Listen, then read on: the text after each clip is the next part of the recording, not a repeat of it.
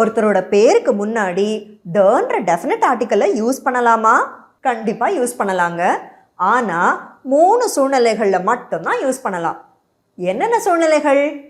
சூழ்நிலை 1, ஒரு குடும்பத்தில் இருக்கிற ஒட்டுமொத்த பேரையும் குறிப்பிட. இதுக்கு the plus family name in plural அப்படின்ற ஸ்ட்ரக்சரை யூஸ் பண்ணுங்க. இதுக்கான example, last night I had dinner with the Kumars. அதாவது குமார் குடும்பத்துடன் நேற்று இரவு நான் விருந்து சாப்பிட்டேன். சூழ்நிலை 2, நாம் குறிப்பிடும் நபர் பிரபலமானவர் அப்படின்றத வலியுறுத்த. இதுக்கான example conversation, Geetha, did you know yesterday evening I met Vijay Sethupathi. Lakshmi, oh really? Geeta, I am talking about my cousin Vijay Sethupathi, not the Vijay Sethupathi, the actor. அதாவது கீதா லக்ஷ்மி கிட்ட சொல்கிறாங்க, உனக்கு தெரியுமா, நேற்று சாயந்தரம் நான் விஜய் சேதுபதியை சந்தித்தேன். அதை கேட்டு ஓ அப்படியான்னு லக்ஷ்மி ஆச்சரியப்படுறாங்க. அதுக்கு கீதா, நான் சொல்கிறது என் கசின் விஜய் சேதுபதியை பற்றி, நடிகர் விஜய் சேதுபதி இல்லை.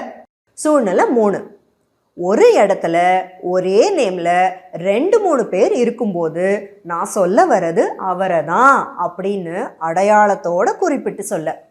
இதுக்கான example conversation, James, I would like to meet mister Ganesh. Riyaz, which Ganesh, sales department or front office? James, the Ganesh who works in sales, not the one in front office.